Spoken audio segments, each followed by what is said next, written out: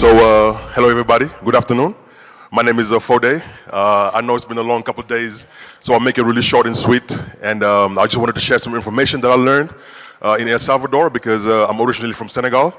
And I wanted to see how the rollout of Bitcoin is going in El Salvador and how can we apply some of the lessons learned in Senegal and West Africa to basically have our own legal tender like laws or our own Bitcoin adoption. So, as I said again, I'm from Senegal. This is a picture of me and my brother growing up in a village in West Africa. No, I'm lying. That's not me. I'm sure somebody's like, those skinny legs is probably Fodé. But I promise I do leg day every day. I go to the gym. I'm not that skinny. But I just found it. It's in a funny image that I found. It's a postcard. So I figured I'd just like, scan it up and put it here because sometimes I tell people that I'm from Africa. And I wonder if this is what they visualize in their head.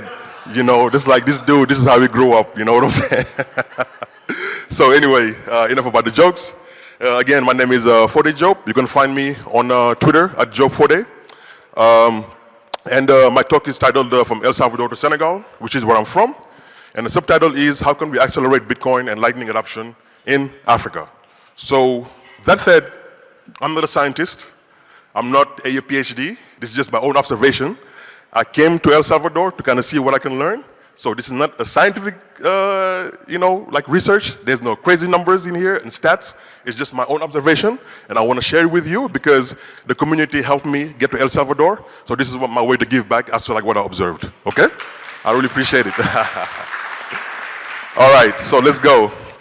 So again, my name is Fodé. I'm a application developer. If you want to know more about me, Alex Gladstein did an interesting interview, and I really told my entire story of how I got interested in Bitcoin, what happened to me in '94 when I was 18, going to college in America, and then all the money that my dad saved for me got cut by half because our money got devaluated, because in West Africa we don't have control of our money. Unfortunately, it's printed by France. I don't have nothing against France. I don't see Nicholas here. But, yes, that's what happened. It's just something that I have against the French government, particularly, right? So if you want to know more about my story, you can just read this. The link is in the description notes for the speakers, and you can see it there.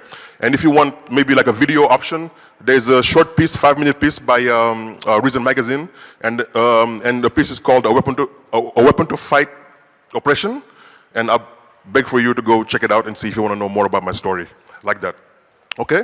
So I'm from Dakar, Senegal, which is in West Africa, if you don't know about it by now. And if you look at it for context-wise, it's a little small country in West Africa, and Dakar is the most western point in Africa, which means that most of the flights that come from America or from Europe, they go to Dakar first, then they go to the rest of the world or go to the rest of Africa, right? So that's Senegal right there on the upper left corner.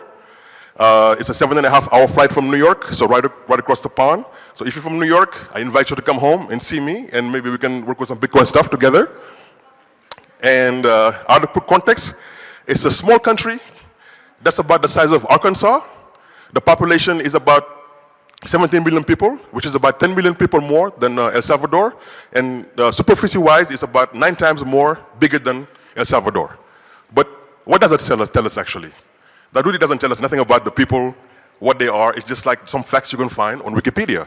This country is bigger than this one can fit in this one has more people, but then what does it tell us? Okay? So Dakar is a very, very small place. There's 3 million people about there, maybe like 4 million now, mostly surrounded by water, and the area that you see right there that's gray is pretty much where all the people live. And you look at this entire country right there, everybody lives on the upper left side. In there, right? So that's Dakar. And I was born right there in the Yoff, right by the ocean, right by the old airport. All right? So this is what it looks like in there. It's like very similar to El Salvador, kind of-ish, but not really. It's growing, no buildings next to older ones, so very similar to El Salvador. So for me, when I walk around here, I see very like similar things because it's mostly like a developing world, right? So it's not as pretty as Europe or America, but it's got its own character. All right? So how did it all start? For me, Lightning is the way to use Bitcoin in the real world. In the real world, when you go to a store and want to pay for stuff, you don't want to have to wait for 10 minutes for something to basically confirm or whatever for you to leave. The merchant want to know if they got their money, and me as a client, I want to know that basically my money went through and I'm getting the good that I pay for, and I can pretty much walk away, right? So around 2019, a colleague of mine and a good friend of mine, Ken Segwit, made this 3D printed point-of-sale system. It costs about $7 to print. Most of it is 3D printed. And what it is like, you have these options right there. It's very simple. And then it shows you a QR code on the paper display. You can scan with your phone, pay for the invoice, and the light will turn green, and the merchant will know that the money went through. It uses OpenNode in the back end. So when I saw this, I said, this is interesting. I wonder if I go to Africa, I can basically help merchants basically accept Bitcoin payments. This is very cheap. I don't have to worry about outsourcing it to like another company. I can give them the parts. Everything is open source. All the pieces, 3D pieces, all the software is open source. They can take it, make it, and actually take payments. But unfortunately, when I went home during COVID, I realized that I was way ahead of myself. People, especially in Africa, do not have any Bitcoin to spend. So how am I going to convince a business to take this point-of-sale system when the people don't have any money to spend? So I'm like way ahead of the game. Now I'm stuck in Africa for like a year because of COVID. Airport is closed. I don't have nowhere to go. But my mom just had surgery, so it felt good for me to stay home and be with her during that time, during COVID and all those things.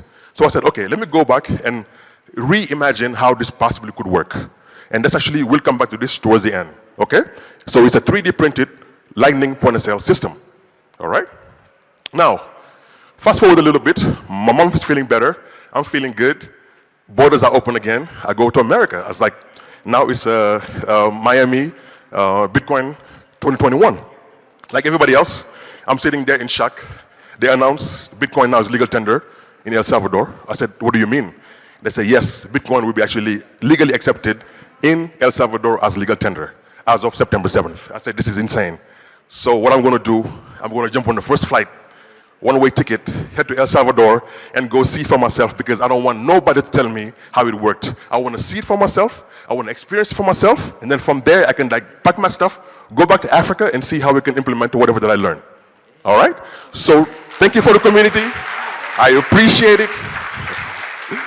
I appreciate you guys supporting me, and me seeing this president of a nation doing customer support on live TV. I said the world has changed. I really got to go to El Salvador. All right? So how I did it, crowdfunded my trip. I posted on Twitter. It was July 6th. I said, hey, I want to go to El Salvador. Would you guys support me to make it happen? A couple of days later, I get a couple $1,000s in my wallet to the live fund. I buy my ticket. I'm on my way to El Salvador. And that's how I got here. All right. A couple of weeks later, I show up. I'm a social person. I love people. I'm a people's person. I say, hey, I'm going to do a meetup. I'm in a room with Nicholas from Galoy, with Moritz right there, you know, from Spectre, and then Aaron from Bitcoin Magazine, Win Il Tunco. We say, hey, we're going to make this actually meetup happen. Let's actually make it happen. I said, okay. For me, it's the best way for me to learn about the people from El Salvador. We get a meetup, we get a few drinks, and we can talk about our problems, because I'm sure we share a few. All right? So now, fast forward a little bit. September 7th happens. Bitcoin is a legal tender, and we have this application. I look at this photo, I'm in tears, because I think about what Michael Saylor was saying. The future of banking is a mobile phone, most likely an Android device, that's plugged in to the Bitcoin monetary network. So when I look at this picture, that's what I see. I see a phone as a bank account powered by the Bitcoin blockchain. All right? So now, a wallet is launched. I'm talking to people. The idea is like, okay, there was a fuzz, a bill of thing, there were some problems, whatever, right?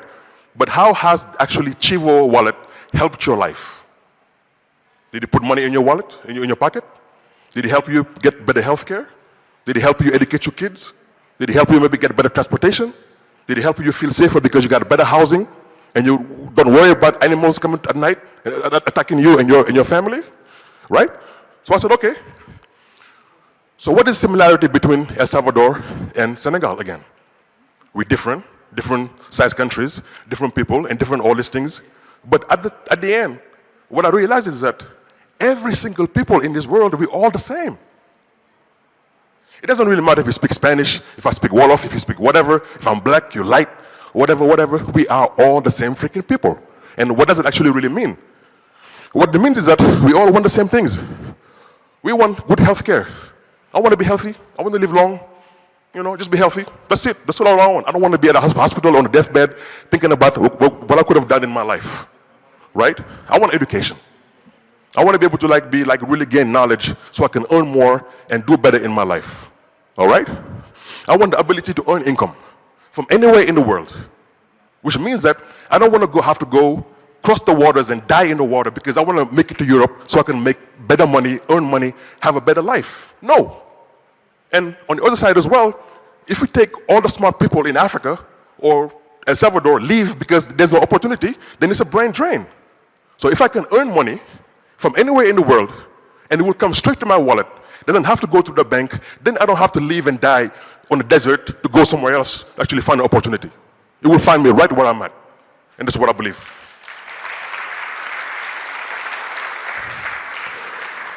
What else do I want? A couple of things. I want clean water, clean food. Without clean water, I can't have clean food, and I'll get sick again, and we go back full circle to the health situation.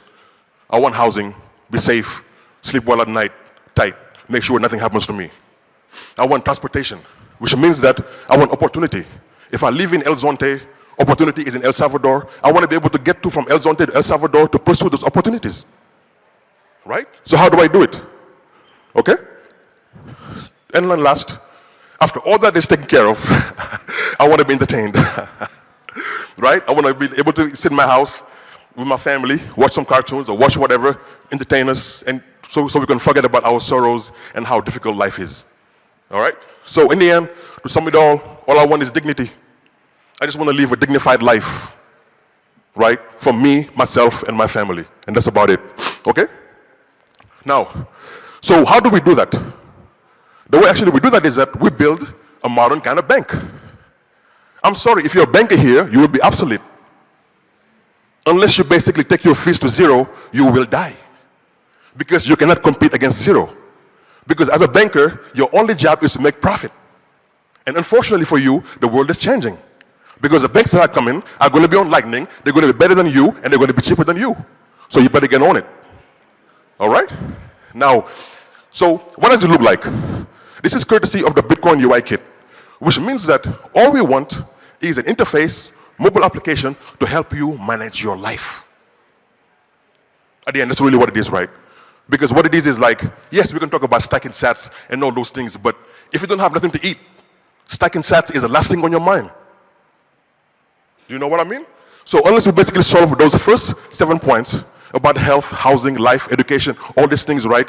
Your last thing on your mind is to basically worry about stacking sats. So how we do it? We basically want to make a simple application for you to manage all your pretty much daily life. But this also has a problem, because if you are an analphabet, you cannot read or write. This is a lot of information. So how do we navigate this? How do I give this interface to my mom and she can find a way and actually do the transaction she wants to do, ultimately, right? So how do we do that? All right? Now, somebody say, oh, but Lightning apps are hard. We need more Lightning engineers. We need all this, blah, blah, blah. We need some more knowledge, whatever. But maybe not.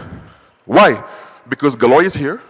Thank you to Nicholas, Hunter, and all these people for fully open sourcing the Lightning application from back end to front end. So already, if you're in Africa, you don't have to start from zero. You can go from here and build whatever you want to build. So if you're talking about like financial oppression for 14 African countries in West Africa or whatever, right, we don't have to start from zero. Right? We are fighting the French with the help of a French. Shout out to Nicholas, man. Hey, it's very meta. That's how the world works, right? So Galoy is amazing because, again, it's very simple and it's very open source, front end, back end, and if you want to build on top of it, I'm sure you can get the help from like Galoy to make it happen. All right? So, but is Galoy perfect? Yes, they made the Bitcoin Beach app, but can we iterate on top of the Bitcoin Beach app? Actually, and I truly believe so. And that's the one key thing that I actually want to leave you with before I leave today. It's very important. I really think that QR codes are the worst creation on the planet. I hate QR codes, right? I hate them. Because you know why? Because all the conditions need to be perfect for the QR code to work. It needs to be perfect lighting, perfect camera, it's aligned, internet, all these things for it to work. I believe that actually we have better solutions and we need to focus on those for the future for building wallets that are useful and helpful to people. Okay? So, can we do better? Yes. And look at this thing. This ain't gonna work. This is not it. So how do we do it, right? You look at yesterday, the line to get beer, how long it was. Because every single person needs to basically scan the QR code in the bright daylight. Because the sun was high, you couldn't see the screen, you couldn't really line up your thing just to get the drink out of the machine. It was almost impossible. Okay? So what is the solution? I do believe that, again, they need proof of conditions. So I believe that the perfect solution basically is NFC payments or contactless or frictionless payments. Because what it is like with NFC, you don't have to worry about your camera being the best camera. All you have to do is take your device, wave it on this machine, and the transaction goes through. Which means that even if you are illiterate, you can use the system because it doesn't require for you to know how to operate the camera and scan the QR code. Right? So why do people prioritize making wallets more NFC friendly than basically doing it via scanning QR codes? Right? To me, it's just natural. Okay?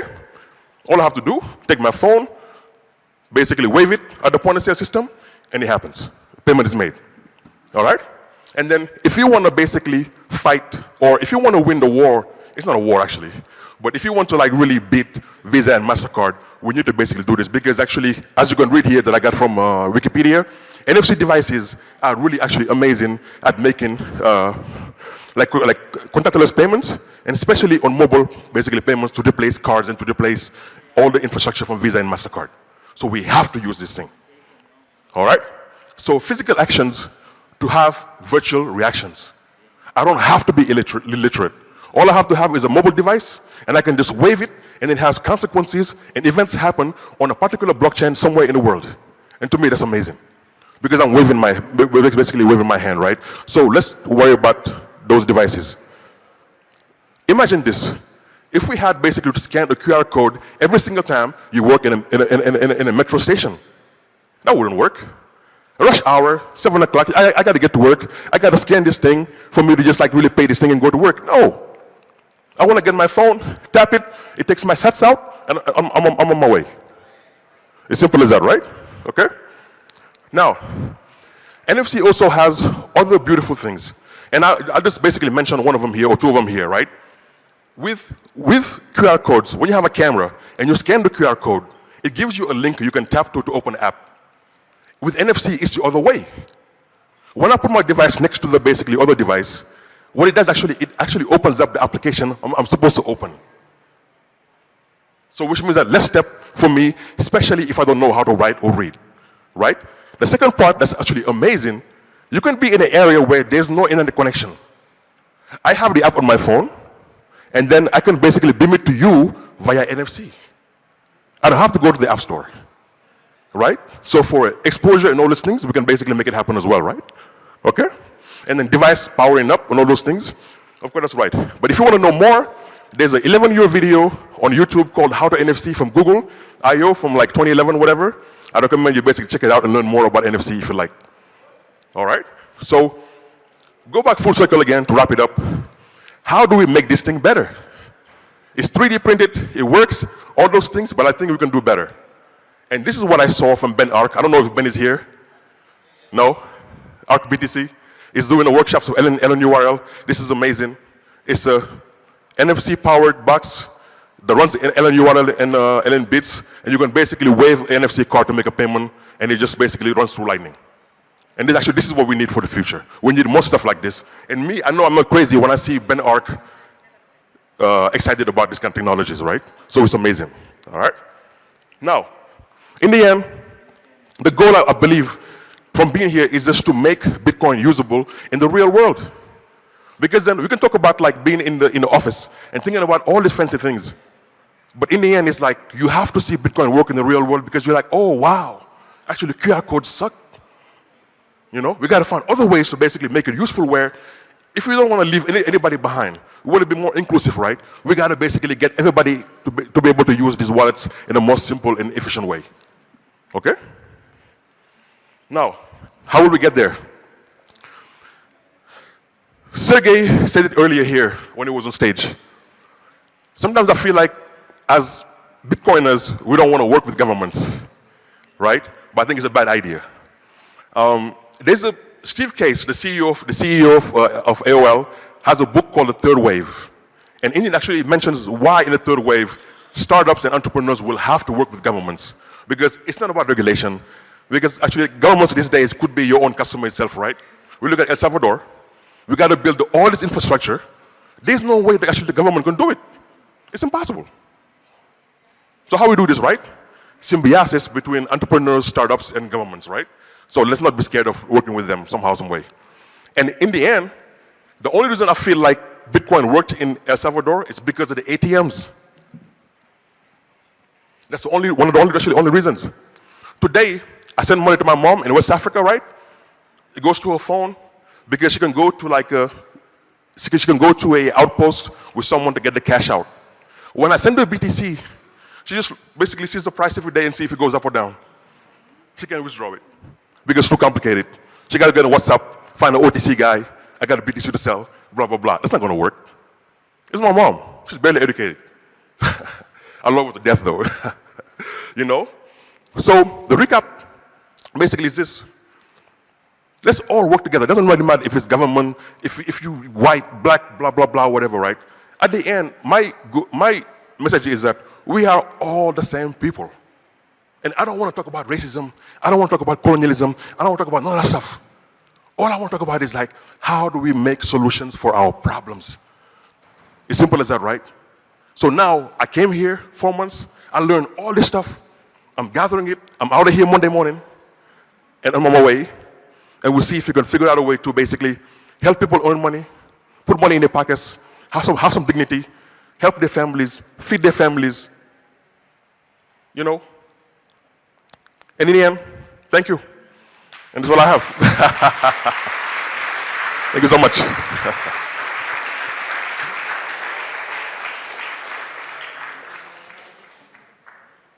I'm sorry, I know sometimes I talk a lot, but that's just the way it is. I get excited about things and... Thank you, Fodé. Question, let me jump down here and do the mic thing. Are there any politicians or other leaders in the nations under the CFA franc who are kind of aware of the value proposition and the alternative that Bitcoin can provide and how, you know, the reasoning for that? Are there any pro-Bitcoin politicians? Sure. The thing is like France has these countries under their thumb, right? Because at the end of the day, money is technology. And if you look at a dollar bill, the most important part in the dollar bill is the serial number.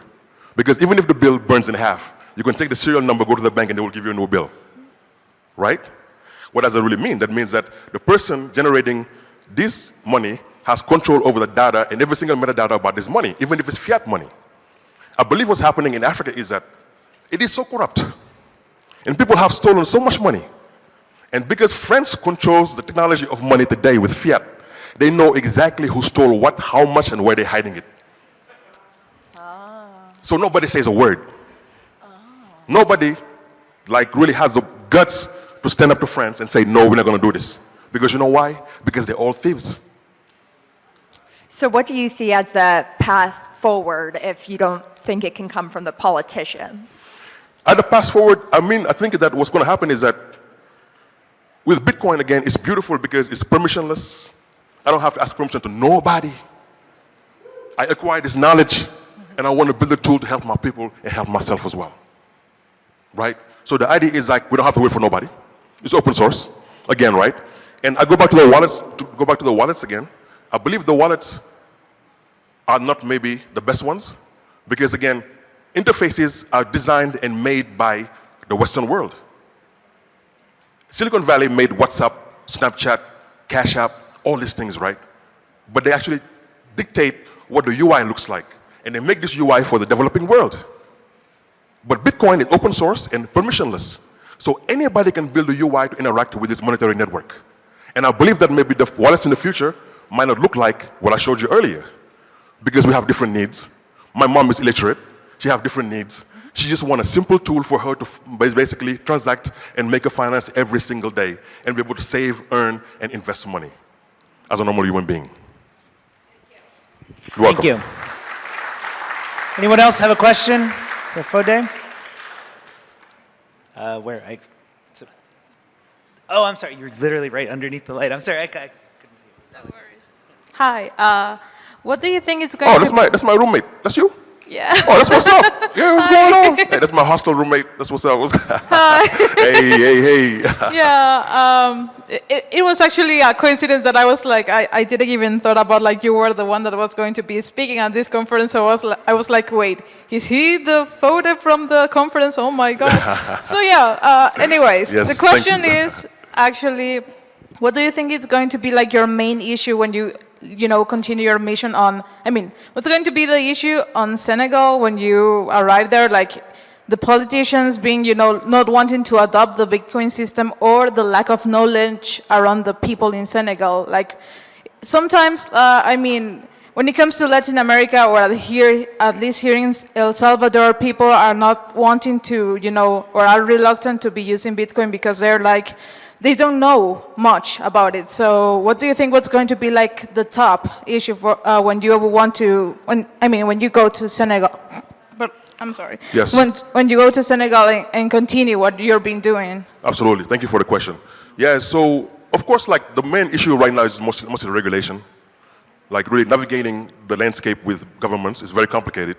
And again, it seems like in West Africa, the governments don't have full control because there's some kind of power behind them. So the idea is more like, how do we basically navigate the waters? But when it comes to like adoption, I believe to me right now, my actually project is similar to a Bitcoin Beach project, but I'm targeting local universities. I feel like these kids, they're the smartest kids on the planet, right? I know it's a Bitcoin conference, but Vitalik made Ethereum when he was 19 years old. There's a Vitalik somewhere, anywhere in the world. It's just that people sometimes don't have access to like knowledge or information to change their lives, right? So for me, I'm targeting kids that are like 15 and up because they're very smart. Some of them already know how to code. They write Python. They write all these things, whatever, right? So how do we make it where the kids who are already smart, they already on YouTube, they already well savvy, they actually speak a little bit of English because of YouTube and all those things, and Android devices are getting cheaper. To me, it's got to be like a top-down approach, which means that basically we train the youth right, because by 2050, the average age in Africa is going to be 14 years old, right? So we got all these kids in there. How are we going to feed them? How are we going to give them jobs? When I go to the university sometimes, I get scared because I see a sea of kids. And that's the main difference when you go to Europe, when you go to America, people are not having kids anymore. Right? Like Europe looks old. I went to Poland, I went to Latvia, I went to all these places, and that was the first shocking thing. I'm like, wow, there's an old population. You land in Africa, it's kids everywhere. It's kids everywhere. Right? But we don't have resources, so how are we going to feed them, and how are we going to give them jobs? And that's why, to me, education is very important, because the idea is that you can earn money from anywhere in the world. If you have a laptop and access to the internet, it's really up to you to basically like really change your life. Because everything that you want in the world is on the internet. Granted, there are problems. Most of the knowledge is in English. West Africa is French speaking. So like there's this thing about like lost in translation. Because the tech stuff needs to be translated to local languages because the kids don't get it. So my goal is to share what I learned in my native language. I speak fluently 3 languages. I speak English, Wolof, and French. So I use all the tools at my disposal to share this knowledge to the people who want it and who also need it. And that's the idea. Education from the top down, the kids, you train them, and then they train everybody else. So that's how I see it. Awesome. Thank Yes. you. Welcome. Thank you very much. Thank you, Fodé, for your time. Thank you for sharing your wealth of knowledge and reflections with us. Thank you so much. Thank you for very having much. me. And I want to say thank you to Nicholas, thank you to Hunter, thank you to Bitcoin Beach, thank you to Mike Peterson, Jorge, Chimbera, everybody, man. Without them, we wouldn't be here today. And it's amazing, man. So I want to give a shout out. Shout out to Bitcoin Beach. They made it happen, man. Excellent, So excellent. I'm out. Thank you.